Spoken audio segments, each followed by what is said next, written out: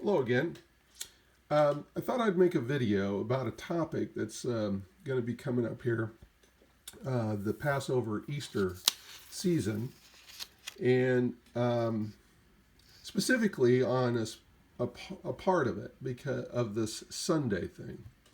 How did Sunday become an important part of this first fulfillment of the spring feast by the Messiah? Well, how did Sunday, which is typically venerated as the weekly Sabbath or weekly day of the sun god, not having anything to do with the Messiah Yeshua? It's a day where the pagans would gather to have debaucherous sex orgies after a meal, usually with a pig strangled. They'd drink blood. It was kind of a consummation of the marriage. They're joining together with these pagan sun gods. So how did this day get involved in this week-long thing of unleavened bread?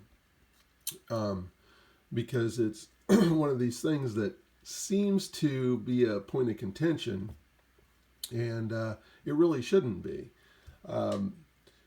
And since Constantine and that whole creation of kind of doing things his way, the paganism creep back in, and Easter and Christmas, keeping these two things really show the roots of paganism, because Easter was a time to celebrate the Queen of Heaven, this fertility goddess, and she's known by many names in different cultures, going all the way back to ancient Babylon.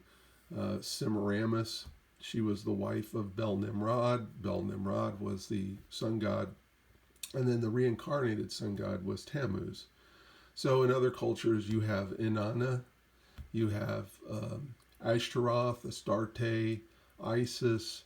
There's a lot of these Eoster, and that's kind of the old English name of the Oster, the Celtic, is where we get the modern Easter. But it's the same sun goddess, Mother Queen of Heaven, fertility. And on this day, which was her annual fertility day, the elites and ruling class and the ones that participated in this would go, like in Jerusalem, when the Israelites were both Judah and the northern kingdom of Israel, they kept doing this over and over again. Like outside of Jerusalem, where the valley of Hinnom is, which became the city dump of Jerusalem, there were set up these pagan altars to these sun gods.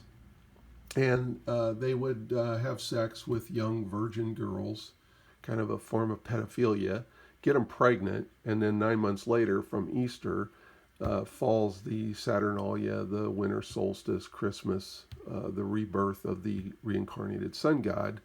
And then those babies that are born then, most of them on the next Easter, a few months later, as Easter rolls around again, they're sacrificed.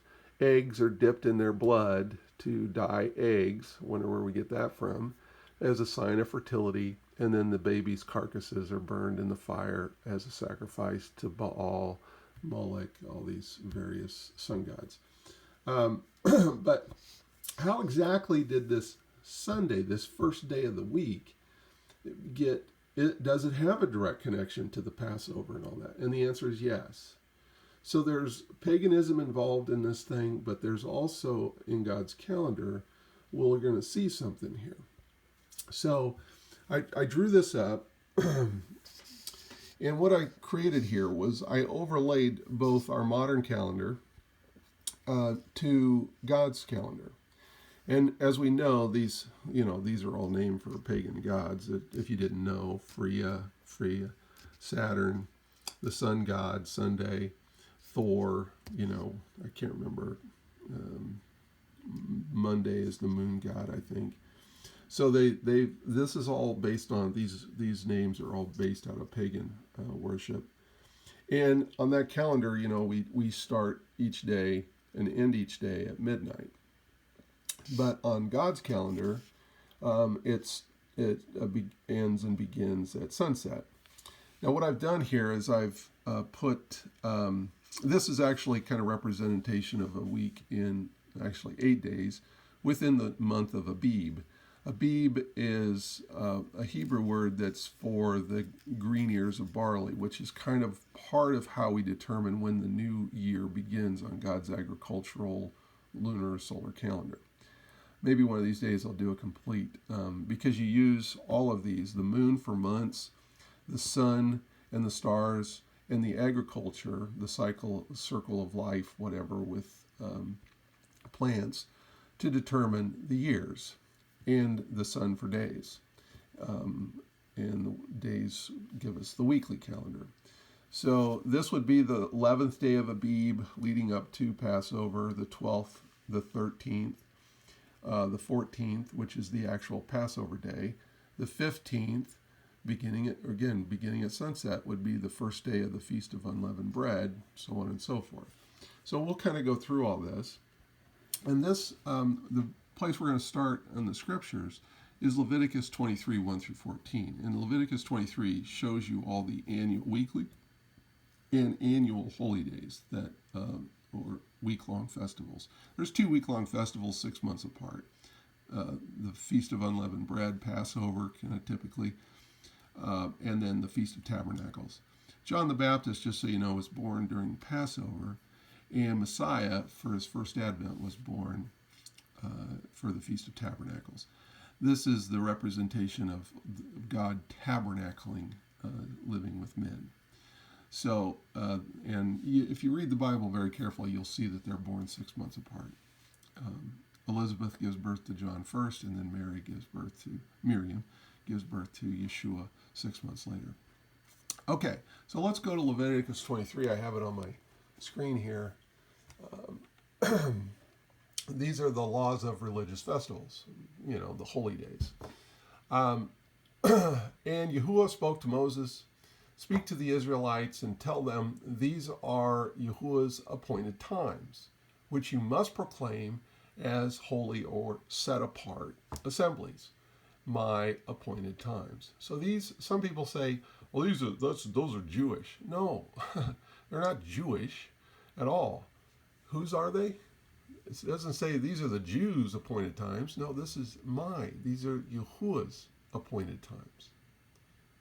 So if you love Yahuwah, you want to keep his calendar. Now, why do you want to do that? Because these are all rehearsals. All of these feasts and festivals are rehearsals that show us his plan.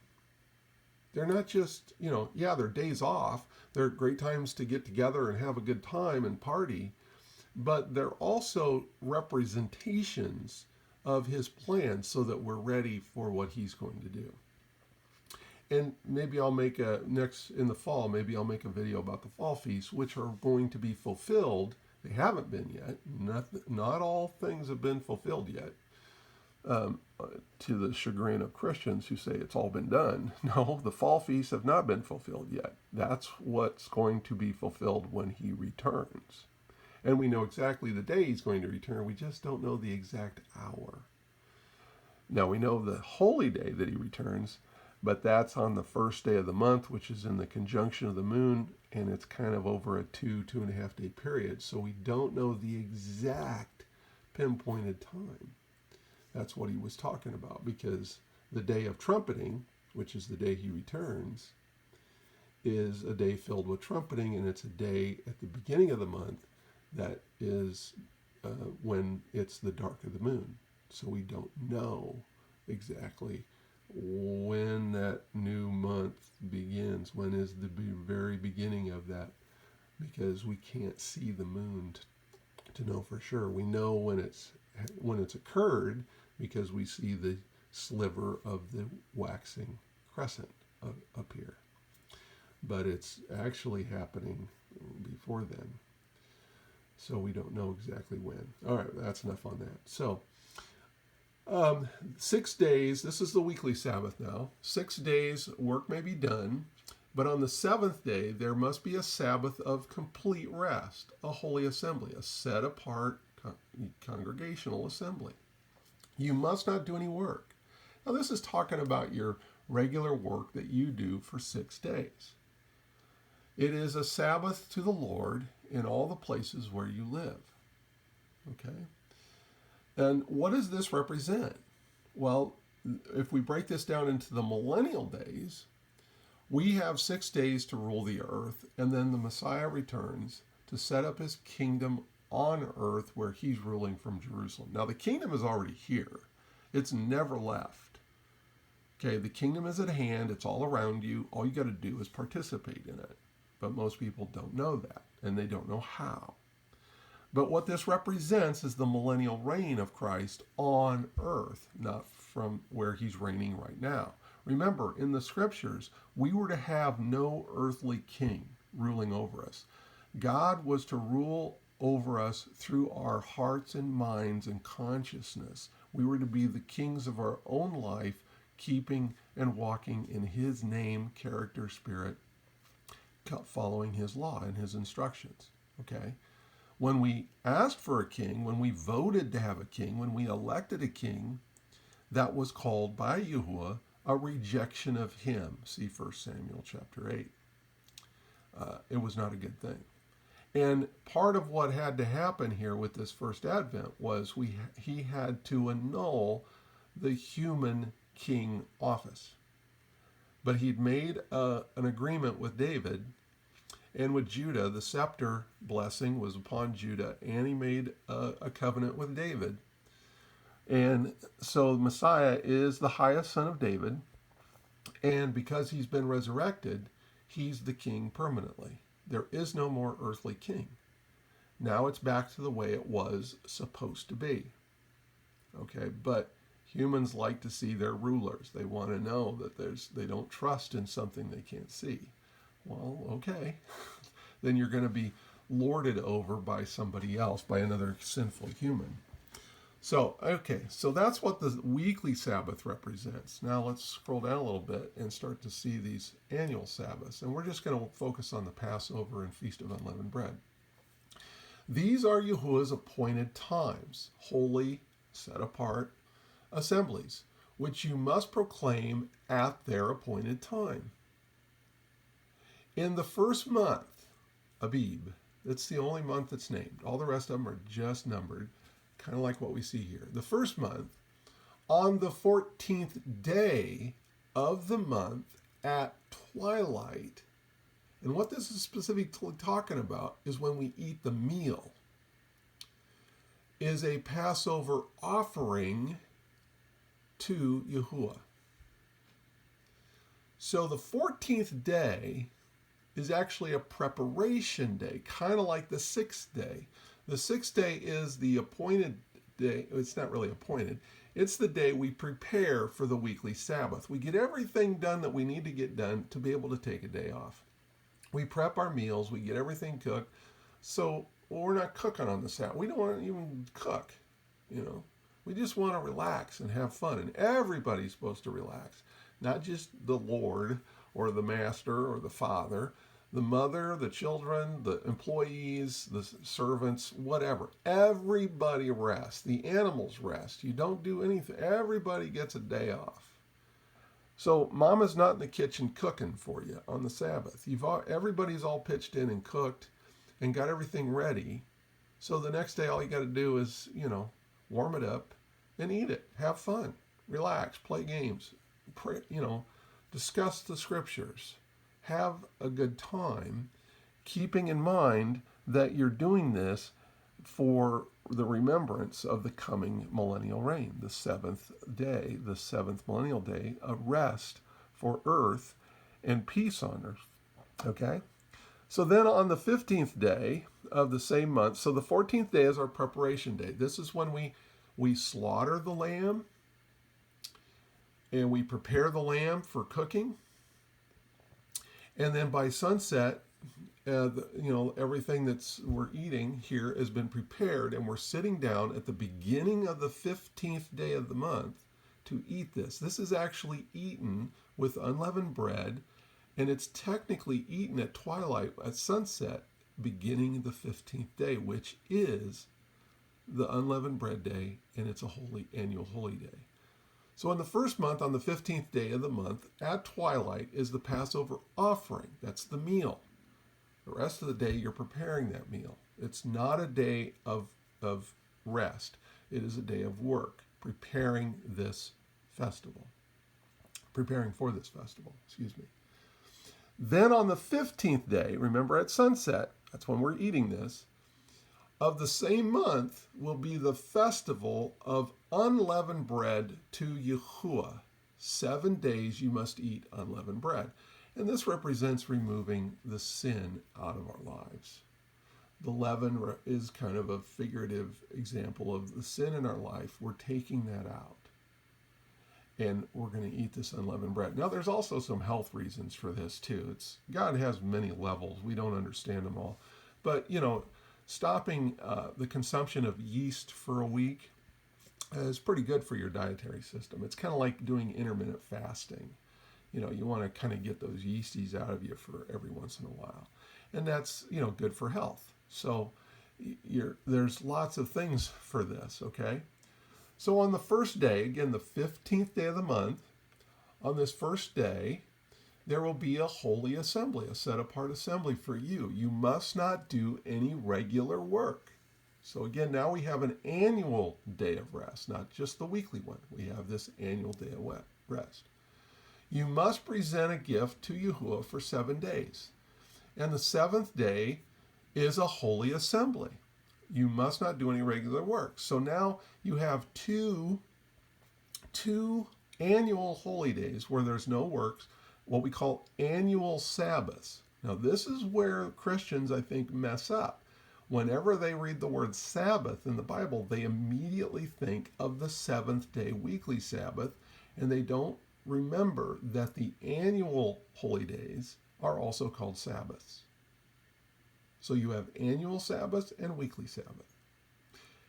Okay? And Yahuwah spoke to Moses, "Speak to the Israelites and tell them, when you enter the land that I'm about to give to you, and you gather in its harvest." So what harvest is this? Because later, another festival is called Shavuot or Pentecost, and that's the wheat harvest. This early one that we're going to read about here is the barley harvest. This is what occurs during this week. It's this little wave sheaf offering of barley, and it's not it's just something the priest can hold in one hand. It's just a handful of stalks of barley that are ready to be picked, and he waves them before Yahuwah as a wave sheaf offering. Okay. So the land I'm about to give you, you gather in its harvest, then you must bring the sheaf of the first portion of your harvest to the priest. And he must wave the sheaf before Yahuwah to be accepted for your benefit on the day, this is important, on the day after the Sabbath, the priest is to wave it. Now, what this is the weekly Sabbath, because every week of unleavened bread is going to have a weekly Sabbath. The other days will start based on the moon and Abib, and we don't know when they are. But the weekly Sabbath, we always know when this is. Okay, so this is not talking about the day after the first day of unleavened bread. This is talking about the weekly Sabbath that falls in the week of unleavened bread. What day would that always be if the weekly Sabbath is always the 7th day? What day the priest will always wave this little sheaf of barley after the weekly Sabbath during the Feast of Unleavened Bread? Would that be the first day? Now, what does this represent? This represents the first resurrection of not only Messiah, but we're going to see that there's other there's other saints with him. This first resurrection was a small group of people that included the Messiah and some saints. And you're going to see that in Matthew. The graves were opened when he was crucified, and when it was time to be resurrected, they all were presented before the Lord in a resurrection. Actually, an ascension. The resurrection took place on the Sabbath day. The ascension, or the wave sheaf presentation of this offering of the first fruits of the body of Christ, that were going to be resurrection and transformed into the eternal body, happened on that Sunday. That's what it's talking about. Okay, so now let's get into this, and let's see what's...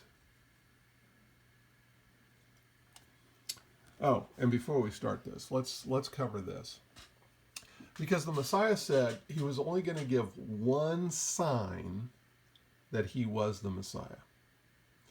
And this is in Matthew 12. And I think you'll find it in a few other places. Oh, here, Luke 11, 29 through 32. Then some of the experts in the law, the Torah, along with some Pharisees, answered him, "Teacher, we want to see a sign from you."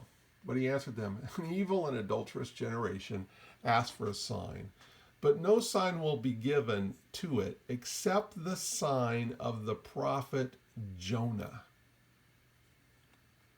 For just as Jonah was in the belly of the huge fish for 3 days and 3 nights, a 24-hour period, 3 24-hour periods, so the Son of Man will be in the heart of the earth, in the tomb, for 3 days and 3 nights. 3 24-hour periods. Because here's when we break down the day as basically a 12-hour day, daylight, and a 12-hour darkness. This creates one 24-hour complete day. So he's going to be in the tomb for 3 complete days. Now think about that when you think about your Christian Friday crucifixion and Sunday resurrection. So he's in the tomb by Sunday evening. So Saturday evening would be one day and night. Sunday evening would be the second day and night. Monday evening, right, doesn't work out.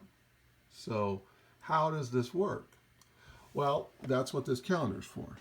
Now, how do I know this? Well, NASA, in all of its little genius stuff, has been able to backdate through kind of spin the universe backwards. So we can know exactly when certain events astronomically occurred in the past. So now we know exactly through NASA's intelligence, the increase of knowledge, as Daniel prophesied. Close up the books, or the angel to Daniel said, "Close up the books, Daniel, until the time of the end, when knowledge is increased," blah, blah, blah. So we know, we can now pinpoint this exactly based on the work of the knowledge of NASA. So in the year that Messiah was crucified, and there's astronomical signs in the stars that also give us, we know exactly the year, okay? So based on the prophecies in the scripture. So now, how does this work out? Well, in that year, the Passover fell on the 4th day of the week, which was what we would call a Wednesday, okay? So what we see happening here is on the 3rd day of the week, which would be our Tuesday on that week, at sunset is when the Messiah and his disciples are gathering in the upper room. Now they're having their Passover, but it's technically the Last Supper. It's not the Passover yet because he is the Passover lamb. So they're doing their Last Supper, and there's kind of a hint here that they dip bread in wine and sop it up. Well, you can't do that with unleavened bread. So I believe this Last Supper, when he washes their feet and does all that, and gives them all kinds of instructions, is a meal with leavened bread that they sop up in wine. And that occurs at sunset, which is the beginning of the 14th day of the month. So they're eating their supper when the 14th day of the month, the Passover day, technically begins. So are they eating a Passover meal? Yeah.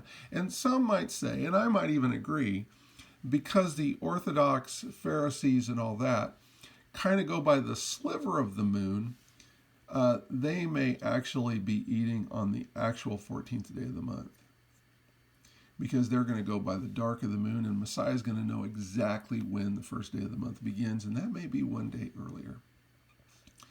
Now, they're doing it according to the calendar that is established in the society, but technically they may actually be eating the real Passover on this, because Messiah would know exactly when the month begins. So anyway, that's irrelevant. All right, so now remember, sunset. So we got darkness first before we get into light. So after they have their meal and he washes their feet and all that stuff, remember, they head out to the Garden of Gethsemane across the Kidron Valley and up the hill. That's when he's arrested in the garden, is during this darkness of this Passover day.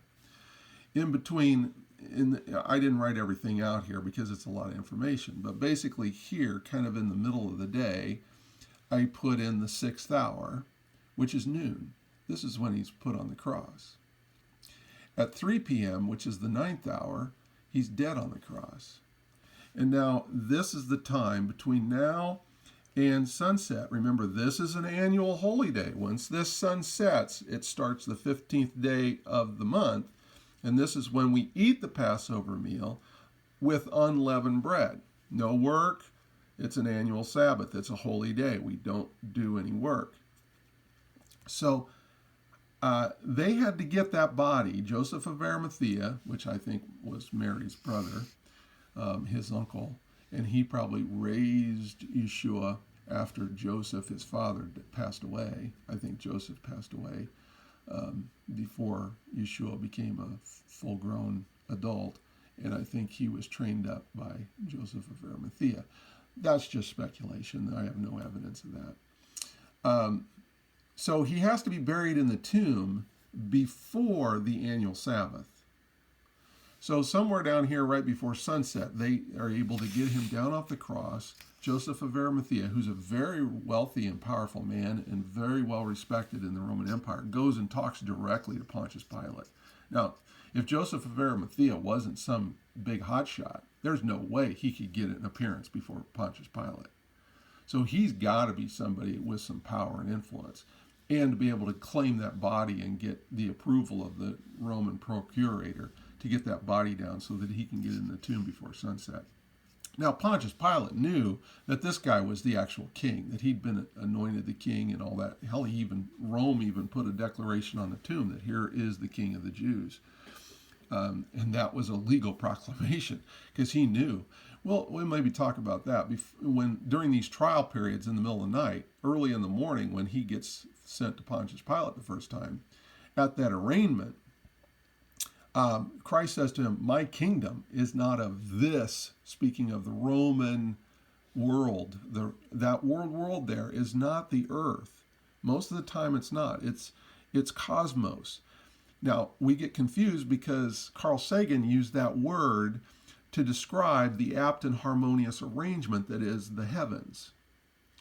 Now, that's a good title, label for what we see in the heavens. But that's why Carl Sagan used that. The word cosmos in Greek means an apt and harmonious arrangement, constitution, order, government. So Yeshua's government has absolutely no treaties, no contracts, no binding agreements with Rome. And that's why he said to the Roman proconsul, my kingdom is not of this world, of the Roman constitution, the Roman government. You have no in persona jurisdiction to put me on trial. And Pontius Pilate agreed. Because kings can't judge over other kings. And Rome, Pontius Pilate knew he was a king. Hell, he'd been doing kingly shit in the temple for weeks now. This is what was pissing everybody off, why they wanted him dead. But that was to fulfill God's plan. So that Israel, the northern kingdom, who had been divorced in Jeremiah 3:8, has a chance at the end of this age, at the end of the sixth day, when the millennial kingdom starts, to remarry their king that they married at the mountain, but they were divorced. And according to the law of God, once you've been given a bill of divorce, you can't remarry your husband. That's an abomination. The only thing that releases that covenant is the death of the husband.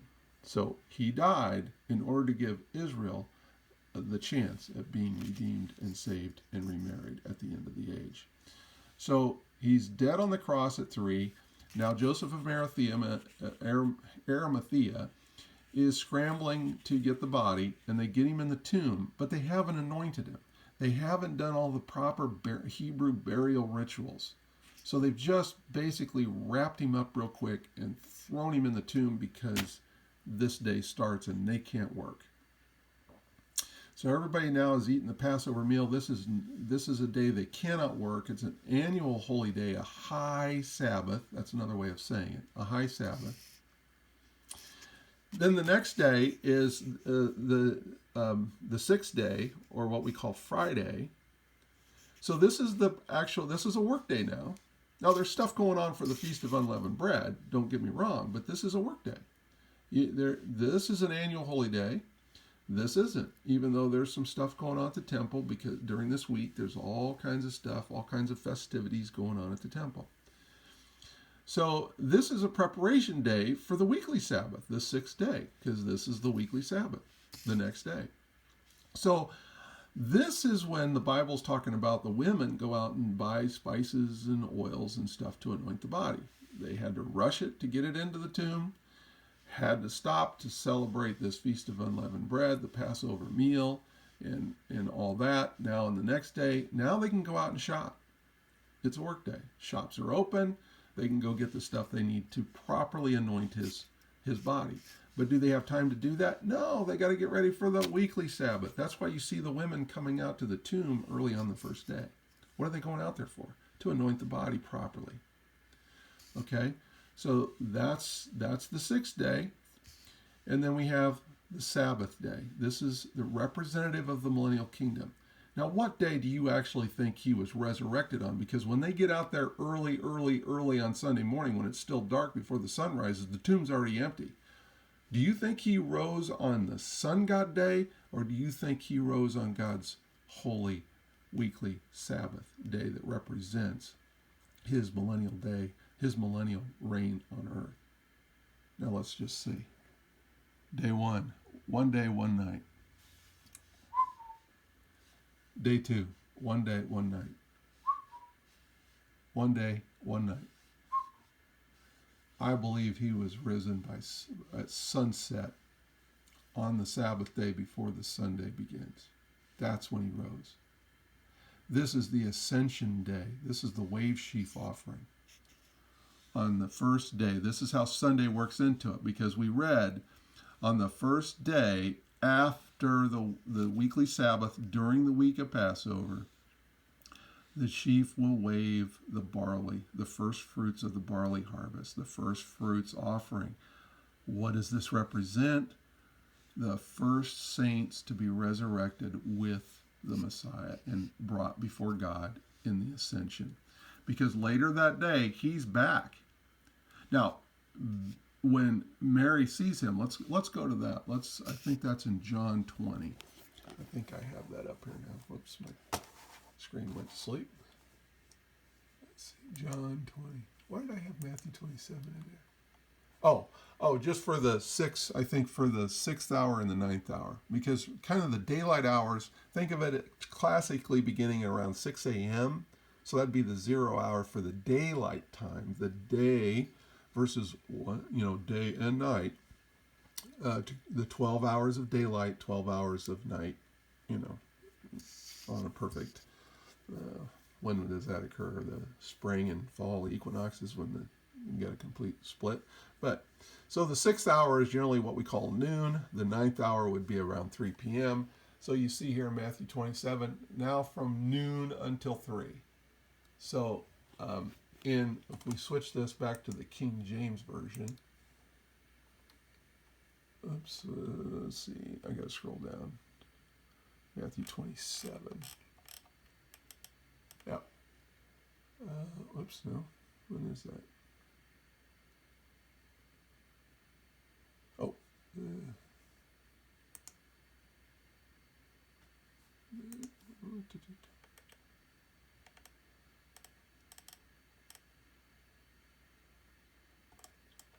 Oh, let's see.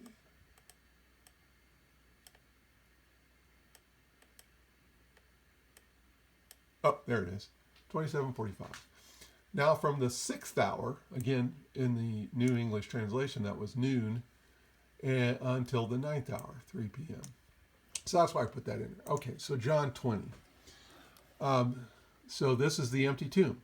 Now, very early on the first day of the week, while it was still dark, Mary Magdalene came to the tomb and saw the stone had been moved away from the entrance. She went running to Simon Peter and the other disciple whom Jesus loved and told them, "They have taken the Lord from the tomb, and we don't know where they have put him." Then Peter and the other disciple set out to go to the tomb. The two were running together, but the other disciple ran faster than Peter and reached the tomb first. He bent down and saw the strips of linen cloth lying there, but he did not go in. Now, again, they rushed to get him wrapped up to put him in the tomb before the annual Sabbath began.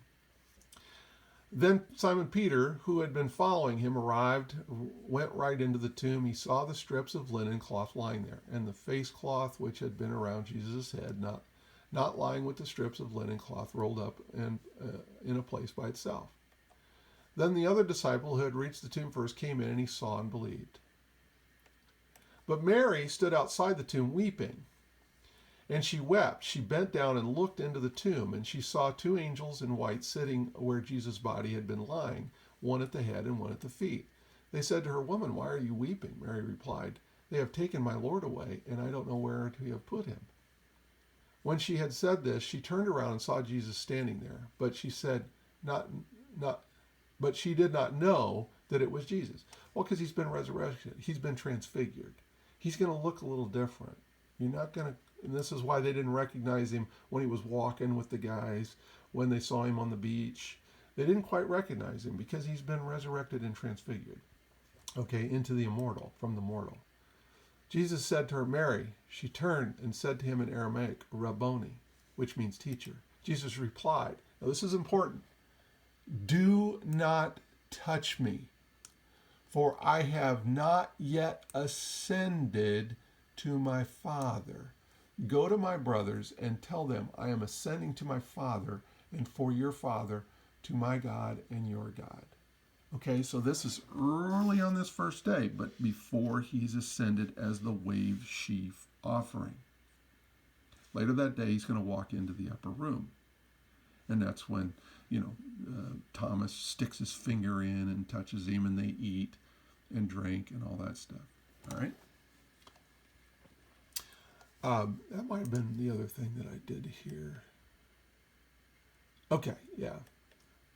Yeah, this is important in Matthew 27. So from the 6th hour, there was darkness all over the land unto the 9th hour.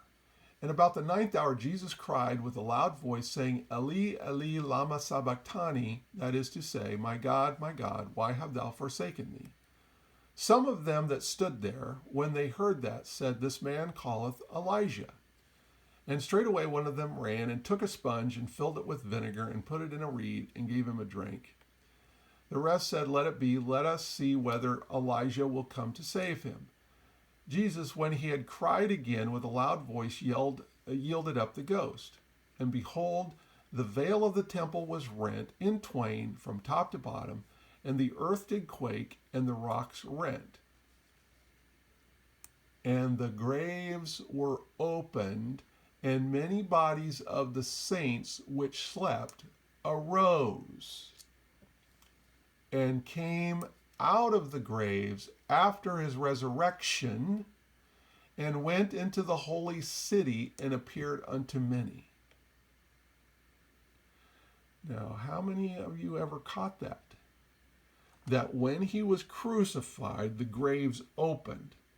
When he was resurrected, right there at sunset, on the seventh day, they too came out of their graves after his resurrection. They were resurrected too. This is the small batch of the wave sheaf. It's not just one stalk of barley. It's a little handful of barley stalks. So who's with him? The saints that were resurrected and came out of the graves with him. See, it's fulfilling everything that goes on during this week. This little first fruits of the barley wave sheaf is right here with him. That all occurs on the first day of the week after the weekly Sabbath. The ascension, all of that. Now, you can go through and read Mary sees him early Sunday morning. That's kind of what I have here in these other ones. Let's see. So, let's see. So this is when they take him down. Pilate went and begged. This is Joseph of Arimathea. Went to Pilate and begged the body of Jesus. He took it down and wrapped it in linen and laid it in the sepulchre that was hewn in stone, wherein no man was ever laid. And that day was the preparation, again, the 14th day of the month. And the Sabbath, the annual Sabbath, drew on. Remember, we're back here when Joseph of Arimathea gets the body and gets it in the tomb before the annual Sabbath, because it was drawn near. They had no work. This is a holy day. You can't be touching dead bodies. You got to have all that stuff done because you got to wash up and be clean. And there's lots of laws about hygiene that says, wash your clothes, wash your body, and then you'll be clean again at sunset when the new day begins. This is a holy day. You don't want to go into that holy day being unclean by having touched dead bodies. So they need to get him into the tomb before, and this isn't just a weekly, this is an annual holiday. And the women also came with him from Galilee, followed after, and beheld the sepulchre and how his body was laid. And they returned and prepared spices and ointments and rested the Sabbath day according to the commandment. Now, I think this is actually talking about, again, they returned and prepared spices and ointments. I think this is after, they didn't have time to go shopping for spices and ointments now. They got to do this holy day, and I think on this work day, the sixth day, when the shops open up again, this is when they're preparing, and then they have to rest. So this Sabbath down here, and rested the Sabbath day, is the weekly Sabbath. Because they go out, we go to Luke 24, it says, now in Luke 24, the next chapter, now upon the first day of the week, very early in the morning, they came unto the sepulchre, bringing the spices which they had prepared, and certain others with them. And they found the stone rolled away from the sepulchre. So this is the day they're coming out, because this is not a holy day now. Sabbath is over. The weekly Sabbath is over. They can come out and work. This is the first day of the week. This is the first work day. They can come out and anoint his body properly. But he's gone. He's already risen. He rose on the Sabbath day, and he was just waiting for him to come out because he's waiting to ascend. Don't touch me. I haven't ascended yet. I haven't been the wave sheaf offering. So he tells Mary not to touch him. But then later on the day, when he returns and walks into the upper room, now they're touching him. Why? Because he's already been to heaven, come back, been the wave sheaf, fulfilled that, now he's come back. Okay. Mark 16 basically says the same thing. And when the Sabbath was past, Mary Magdalene and Mary, the mother of James and Shalom, had bought sweet spices that they might come and anoint him. First day of the week, da-da-da. Okay. In the end of the Sabbath, as it began to dawn towards the first day of the week, came Mary Magdalene and the mother Mary to see the sepulchre. And behold, there was a great earthquake, and the angel of the Lord descended from heaven and came and rolled back the stone from the door and sat upon it. See, at the end of the Sabbath, what Sabbath? The weekly Sabbath. They came out after sunset, or very early in the middle of the night, whatever, before the sun rose, and the tomb was already empty. He rose on this weekly Sabbath. He ascended as the wave sheaf on Sunday, the first day of the week. That's why Sunday is part of this. But it has nothing to do with the pagan crap. Eating ham. That's what you eat when you're weeping for Tammuz, because the reincarnated sun god Tammuz was killed by a boar. So that's part of what the Queen of Heaven decreed, is that on her holy day, this Easter pagan religious sexual debauchery day, you're going to kill a pig. You're going to kill the animal that killed her son. And you're going to eat that pig in remembrance of Tammuz. Now, if you're wanting more information on the paganism, here's some of the books that I have about it. Come Out of Her, My People by C.J. Coster. This is about all the pagan stuff that's involved in the Christian religion. Fossilized Customs, The Pagan Origins of Popular Customs, Lou White. Too Long in the Sun by a man by the last name of Reeves, I think is how you pronounce that, R-I-V-E-S, Too Long in the Sun. This is a good one about Acts 15, which details how the Sunday worship went and why the apostles in Acts 15 said, you got to immediately stop doing these things in your Sunday worship to be a part of this congregation, this assembly. The Lifting of the Veil, Acts 15, 20 through 21 by Avram Yehoshua. And then one of the older ones is The Two Babylons, complete and unabridged by Alexander Hislop.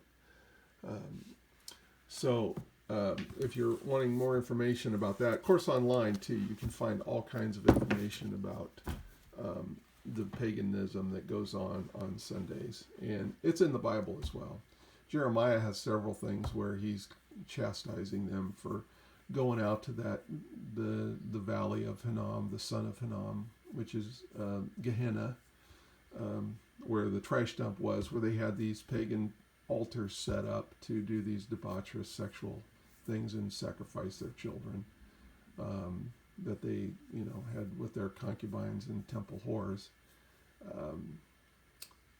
So it's all over. It's in the scriptures. It's in all the archaeology and anthropology and all these books, and you can find it all online. So I hope that helps with the upcoming Easter and why things were and exactly how he fulfilled everything and gave us the sign of Jonah. He was in the tomb 3 days and 3 nights, 3 24-hour periods before he was resurrected on the 7th day and then ascended as the wave sheaf barley fruits with those other saints, that little group of saints that were resurrected and the graves opened up to present themselves to the Father. Now again, I have no proof of this. This is just my speculation. I think those saints that were ascended with him, I think those are the 24 elders sitting around the throne in heaven right now that we read about in the book of Revelation. I could be wrong about that. That's just, like I said, I have no evidence or proof of that. That's just my speculation. But it would make sense because they were ascended.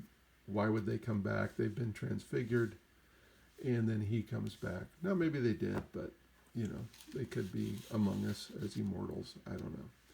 Anyway, that's the story of the week-long Passover when the Messiah was our Passover lamb. He was able to annul the contract, that the divorce decree so that the northern lost sheep could be remarried at the end of the age during the fall feast. That's a wedding festival again. The Feast of Tabernacles is going to be the wedding feast of the Lamb when the millennial reign begins. But he's got a few things to do on the Day of Trumpeting and the Day of Atonement before Tabernacles begins. And maybe next fall, when those holidays roll around, we'll discuss that. I appreciate you watching. Thank you very much. Please subscribe and share with your friends. Talk to you later. Bye.